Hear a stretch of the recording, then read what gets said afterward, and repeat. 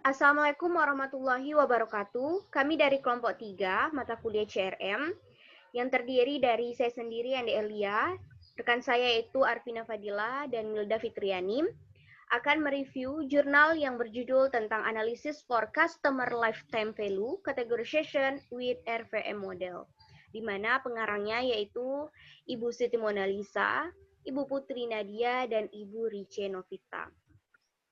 Volume, isu, dan tahun halaman bisa kita lihat di sini, yaitu 10.1016, Prosedia Computer Science 161 tahun 2019, 834, 840. Di sini jurnalnya tidak memiliki volume, dikarenakan science direct-nya yaitu bersifat jurnal online. Nah, setelah kita baca tadi kan, kalau dilihat dari abstraknya, kalau menurut aku ya, jurnal ini memiliki tujuan yakni membantu LWC Company dalam mengevaluasi strategi yang diambil untuk menjaga hubungan dengan pelanggan, khususnya calon pelanggan. Kemudian dengan membentuk portfolio pelanggan menggunakan algoritma Fuzzy-Cummins dengan menggunakan model RVM, PCI, dan SLV. Di situ. Kalau menurut kalian gimana? Karena kan menurut aku dari abstrak ini kan kita kalau diterjemah ke Indonesia tadi lah ya, sudah aku terjemah ke Indonesia. Menurut aku tujuannya kayak seperti yang aku bacakan tadi. Kalau menurut kalian gimana? Milda? Kalau menurut aku tujuan ini sangat berkesinambungan sama judulnya. Jadi dari judul saja kita sudah mengetahui tujuannya, bahwa tujuannya itu untuk membantu perusahaan LWC ini untuk mengevaluasi strategi yang diambil untuk menjaga hubungan dengan pelanggan. Iya. Sangat jelas. Oke, iya, dari judulnya aja sangat jelas kan bahwa ibu ini pengarangnya yaitu Bu Siti Mona Lisa dan teman-temannya tadi, dia itu memiliki tujuan yang sesuai yang aku bilang tadi lah ya, karena semuanya sudah tergambar di dalam judulnya. Nah, kemudian kita langsung aja lada ke material atau bahannya. Mungkin Milda bisa mereview bagian material atau bahannya. Nah, kalau dalam jurnal ini, ibu ini menggunakan bahan data transaksi dari pelanggan yang dapat kita lihat pada nomor 3 ya, research methods pada paragraf pertama, yaitu of data cleaning such and transaction. Dapat kita lihat di situ. Di nomor 3 ya, Li. Bentar ya. Di sini, research method. Nah, research method ini dapat kita lihat pada paragraf pertama, yaitu menggunakan data transaksi.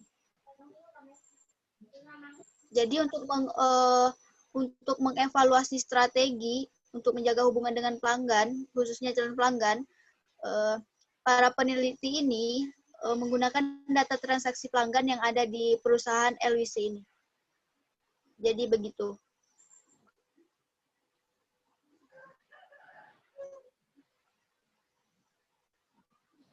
Ya, halo. Lili, suaranya di unmute, Li. Oke, bentar ya. Oke, selanjutnya.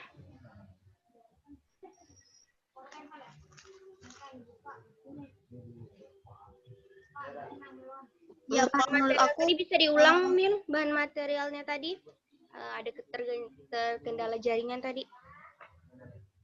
Kalau material di sini, para peneliti ini menggunakan data transaksi pelanggan. Dapat kita lihat pada nomor 3 ya, yaitu research methods pada paragraf pertama, yaitu for data cleaning such as transaction. Bahwasanya dia diawali dengan membersihkan data transaction. Jadi dia itu menggunakan bahan data transaksi pelanggan, yang mana bahan ini mempunyai hubungan sama tujuan terbentuknya penelitian ini, yaitu untuk mengevaluasi strategi yang diambil untuk menjaga hubungan dengan pelanggan, khususnya calon pelanggan, dengan menggunakan data transaksi ini yang kemudian diolah menggunakan metode fuzzy K-means dan model RVM ini. Jadi sangat jelas, bahan dan tujuan ini sangat berkesinambungan. Ya, jadi begitu menurut saya. Oh, jadi material atau bahannya itu dia menggunakan data transaksi pelanggan ya. Nah, Iya. kalau menurut kalian prosedurnya kayak mana? Prosedur yang digunakan Ibu nih? Kalau dari aku ya, prosedurnya ini cukup terstruktur dari awal hingga sampai kita mendapatkan hasil yang terbaik, yaitu menghasilkan portfolio sesuai dengan tujuan penelitian ini untuk mendapatkan portfolio. Bahwasanya yang pertamanya itu diawali dengan pembersihan data. Datanya itu yang tadi data transaksi pelanggan.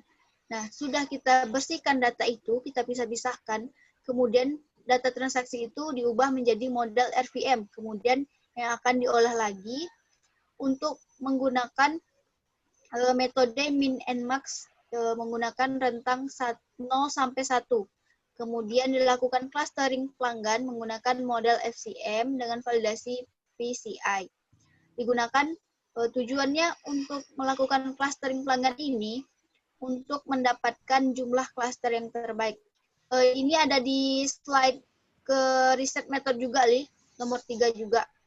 Oh, dari prosedurnya itu tergambarkan dari bagian 3 ya? Bagian... Ya, soalnya dia materi sama prosedurnya sangat... riset method ya? Ya, berhubungan dia. Iya. Betul juga, Dak. Nah, sudah kita dapatkan klaster yang terbaik, kemudian kita dikelompokkan lagi dari hasil pembobotan AHP ini menggunakan kelompok pelanggan yang potensial dengan cara mengkalikan nilai bobot AHP dengan nilai sentroid dari algoritma VCM per klaster. Nah, nanti prosedur ini dia tuh mengkelompokkannya plus per klaster, misalnya dari data transformation result sampai yang terakhir. Dia menghasilkan nilai yang berbeda-beda. Nah, nanti dari hasilnya tuh dia mempunyai peringkat. Nah, nanti akan dibahas oleh Vina selanjutnya ya. Kemudian langkah terakhir itu menganalisis klaster.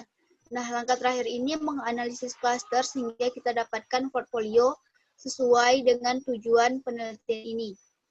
Seperti itu, Li. Oh, itu tadi prosedurnya ya. Nah, itu kan dalam menggunakan model RVM itu kan ada peringkat-peringkatnya, Dak ya? Ya. Nah, peringkat pertama, peringkat kedua, dan peringkat terakhir. Nah, itu mungkin Pina bisa menjelaskan, Pina? Tentang penggunaan model model RVM. Nah, jadi dalam penelitian ini dia tuh menggunakan data yang berjumlah sekitar 4.243 pencatatan data transaksi dengan 513 dari data pelanggan di perusahaan LWC yang ada di Pekanbaru. Nah, dari periode dari tanggal Januari sampai dengan 31 Maret 2017. Itu berarti apa ya? Nah, data tersebut di bagian 4 ya, di bagian per result dan discussion ya. Ya. Oh iya. Iya. Berarti itu pencatatannya selama 1 tahun ya, Pina ya, kurang lebih? Ya, kurang lebih dari 1 Januari sampai 31 Mei, lebih dari 1 tahun, ya kan? Sekitar 15 bulan, 16 bulan. Nah, kemudian dari data-data tersebut lalu diproses melalui proses yang namanya pembersihan. Kemudian data transaksi tadi, transaksi pelanggan yang telah dibersihkan, ditransformasi, lalu dilakukan dengan model RFM dan menggunakan 3 atribut normalisasi.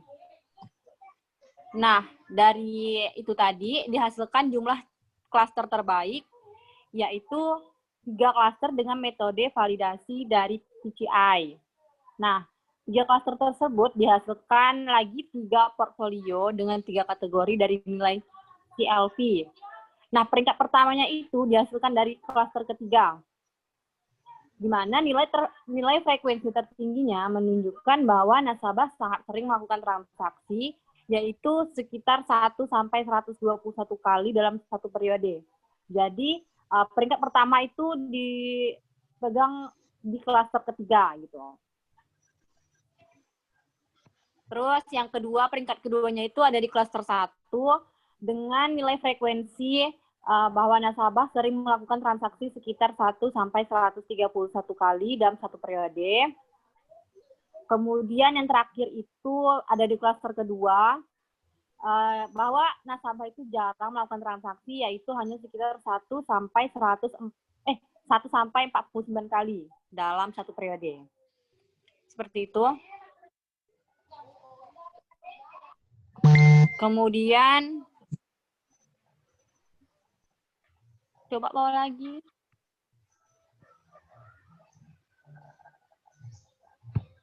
Bagaimana lagi, Pin?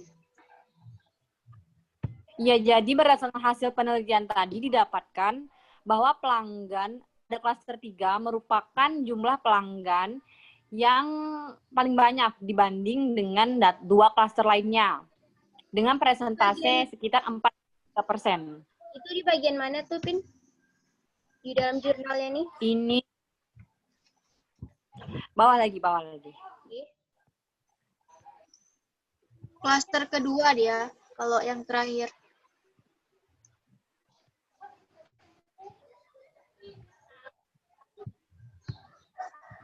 Bagian mana, Pin? Dan atas lagi sedikit, sebelum conclusion.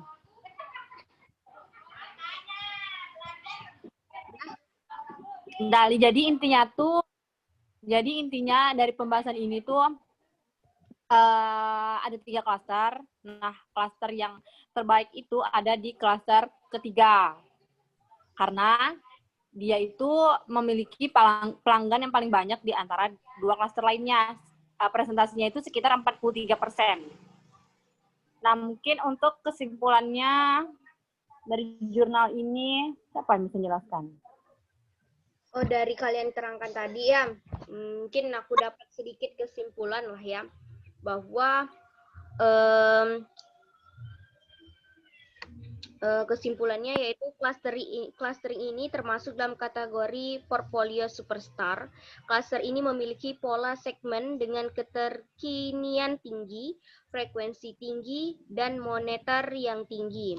Artinya, pelanggan di segmen ini mewakili potensi SLV tertinggi bagi perusahaan LWS karena seringnya melakukan pembelian dengan jumlah uang yang dikeluarkan secara tinggi juga ya.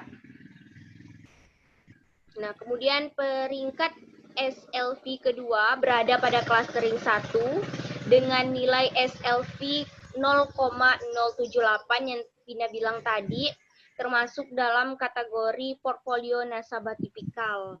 Nah, selanjutnya peringkat SLV ketiga, yakni cluster 2 dengan nilai SLV 0,040, termasuk dalam peringkat portfolio nasabah dorman.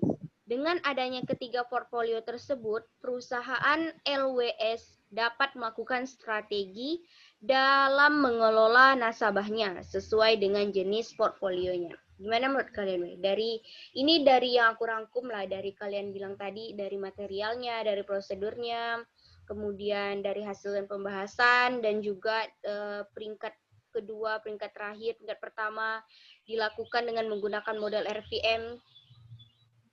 Gimana menurut kalian? Cocok lah ya. Kalau aku lihat di sini kan dari nomor 4 ini, result and discussion ini, di sini sangat jelas digambarkan tabelnya mulai dari data transformation result-nya sampai normalisasi result-nya, dari value-nya, dari customer-nya, centroid-nya, kemudian per cluster menggunakan model RVM ini sangat jelas di sini jurnalnya menggambarkan dengan tabel, kemudian Di sini juga terdapat angka-angka yang dapat kita jumlahkan sendiri, bahwasanya yang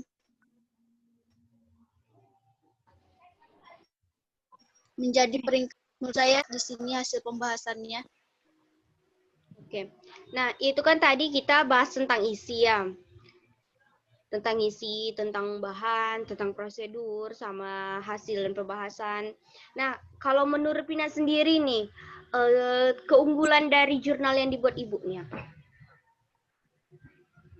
Nah, keunggulan itu menurut aku ya, jurnal ini itu mengevaluasi strategi perusahaan LWC dengan cukup lengkap, yaitu mulai dari pembersihan data, kemudian transaksi, sampai dengan analisis hasil klaster. Nah, hasil yang ditemukan per masing-masing klaster menunjukkan kesinambungan atau hubungan yang baik, sehingga hasil penelitian bisa dikatakan berhasil. Seperti itu keunggulan dari jurnal ini. Dan juga menyertakan referensi yang sangat jelas ya di jurnal ini. Ya, dia daftar pustakanya, referensinya juga tertera di dalam jurnal ini tuh. Nah, boleh sedikit menambahkan, Li, untuk keunggulannya, Li? Oke, silakan Milda. Apa tuh menurutnya? Nah, kan tadi Pina sudah menjelaskan keunggulan dari isi dari penelitian ini kan. Di sini saya mau menjelaskan keunggulan dari format jurnalnya, format jurnal internasional yang ada. Jadi menurut saya sini sangat lengkap. Dia menggunakan logo Kain Direct ini menggunakan prosedur komputer juga. Kemudian sini ada abstraknya juga sesuai dengan format, kemudian introduction, kemudian literatur review, kemudian research method, dan result and discussion. Di sini sangat sesuai dengan format jurnal internasional yang ada. Sampai dengan conclusion, acknowledgement. Ini sangat lengkap sih kalau menurut aku. Sampai dengan reference. Kalau kekurangannya sendiri bagaimana?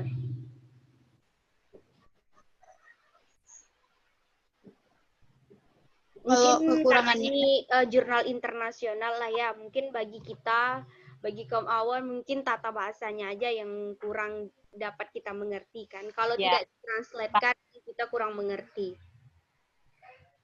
Tapi dari semuanya rasa menurut aku sih jurnal ini betul udah bagus karena dia lebih banyak keunggulan daripada kekurangannya.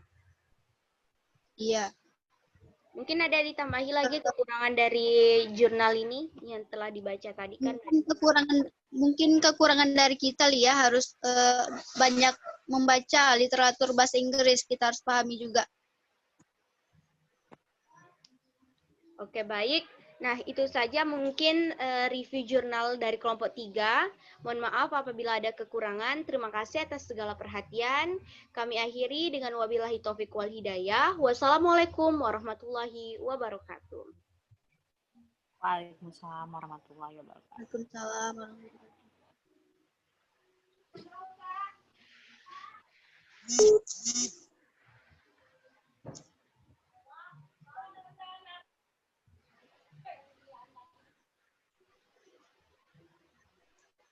Di mana tuh simpannya rekamannya, Li? Aku ini masih nge-record nih. Masih nge-record nih. Iya.